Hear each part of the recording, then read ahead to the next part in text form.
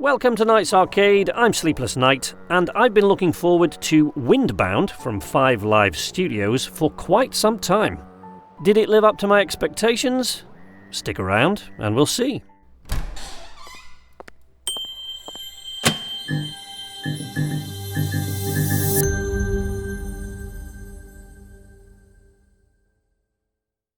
Windbound is a third-person survival adventure game from Australian developer 5 Live Studios, in which player character Kara finds herself stranded and struggling to survive amid the islands of a mysterious archipelago after being separated from her clan at sea.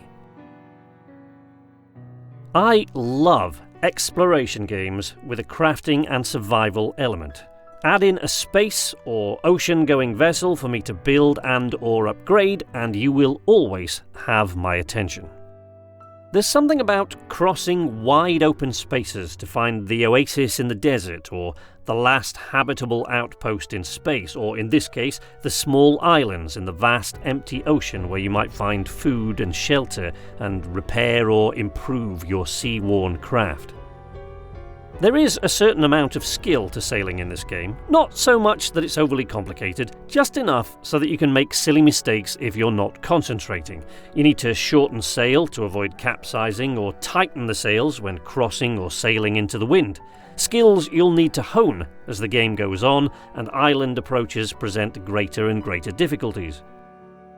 There are a number of different environments to discover, from desert and jungle terrain to grasslands and the swamps of Dagobah.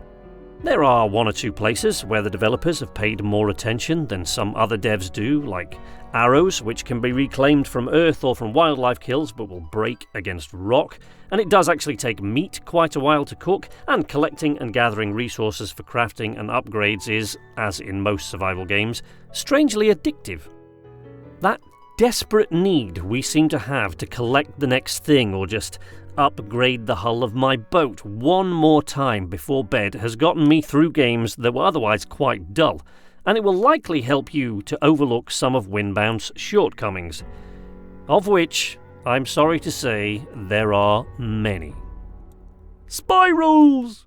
Windbound is pretty much what you'd get if Disney's Moana and Legend of Zelda Breath of the Wild got together one crazy night, and after having a few more drinks than they perhaps should have, got a little too crazy and bought a puppy.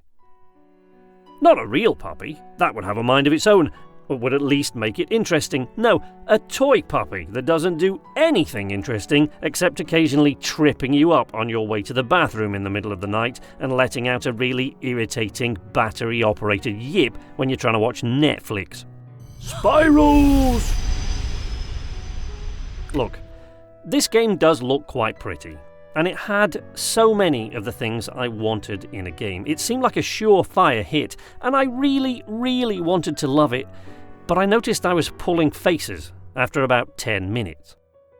The controls, at least on the Xbox, are not at all intuitive. The inventory system is rage-inducing. There are some very questionable musical choices. Food degrades way too fast in relation to the time it takes to cook it, and the push option needs to calm way down.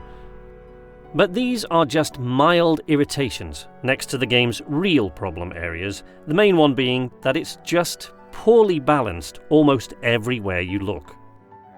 The game has just 2 difficulty settings, story mode and survival mode. I'll talk more about those in just a moment, but there isn't a great deal of difference between them in any case. The combat is a bit harder in survival mode, but even so, it's not especially challenging. The creatures you encounter telegraph their attacks like a zombie with a wind-up crossbow, so it's a simple matter of wait, dodge, strike, wait, dodge, strike for most creatures. And for most of the others, you just avoid them, which is shockingly easy in all cases but one. I kinda get the feeling that's almost the point. But honestly, the combat is so simple, it's almost boring, and very often creatures will become stuck in the landscape, so you can just plug away at them until they die while updating your social media with the other hand. So you plod along, collecting resources and adding resource containers to your boat as you upgrade it from a simple grass canoe to a full-blown, double-masted, tough wooden trimaran. Then you miss a jump when your health is low, and suddenly this quiet, unassuming game turns into Dark Souls and takes all your stuff. If you watch what you're doing in this game, keep an eye on your health and don't get too cocky with the larger creatures, you shouldn't ever die. But if you do, make sure you're wearing your Rage Quit pants and have protective rubber on all your expensive equipment, because survival mode will put you right back at the beginning of the game if you die. But even the easy story mode will take away your hard-won, lovingly upgraded boat and everything on it, and you'll have to start building all over again. Which might sound easy enough, but inventory management in this game is everything. And half of your inventory is always going to be on your boat. And the bigger you have made your boat, the more stuff you can keep on it. All of this would be expected if the gameplay itself were in any way challenging. But if you die, it's almost always going to be because of a simple split-second error. And some of those errors will come as a result of the way the game handles, which is less than crisp in one or two areas. There's a glider you can unlock to craft near the middle of the game, which got its inspiration from somewhere I'll try not to mention too often because I'm sure I won't need to by this point, and it's okay, but it's really more of a parachute.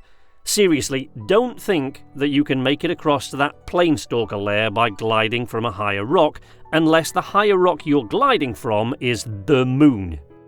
But that's okay. The glider is still handy for floating down from high places, except when it isn't.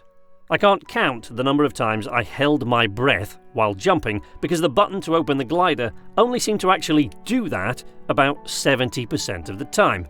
Eventually, I learned not to jump with less than half my health. And climbing is a bit of an adventure because object bounding boxes and control systems seem to disagree half the time about whether or not you can grab that ledge. Most of the time, this won't cause you any trouble at all, but it only takes one time before you're searching Amazon on your phone for a new monitor or TV. Spirals! The game is divided into 5 chapters, and the procedurally generated archipelagos increase in size with each chapter. The first chapter isn't much more than an elaborate training area and shouldn't cause you any trouble at all, and by chapters 4 and 5, if you make it that far, you should be well enough equipped to be cruising through with little or no trouble at all. But chapters 2 and 3 are Rage Quit territory, and almost all of that will be down to inventory management. The various tools you'll need will take up most of your inventory, leaving precious little room for the resources you'll need to make the tools or replace them when they break, as they do fairly often, so you need storage bins on your boat. But you can only have one storage bin per hull, and more hulls means more resources, so you save up the bamboo or the wood needed, but you are one piece of wood short, so you go to another island, but to get there you need more food, so you empty an inventory slot of something you don't need and travel back to an island you know had one more piece of wood on it, but if you even so much as graze your boat against the rocks on the way there, you'll need that piece of wood to repair it, and you're back where you started, only now you're hungry again, so you need to... Spirals. All this is fairly standard fare for survival games, to be honest, I know. That's part of the point. But this game isn't challenging in any other way. So it's just one long exercise in inventory management. But sleepless night, I hear you say. You always say you can forgive a game a lot of things if it has a great story and a stirring soundtrack. Yes, I do say that.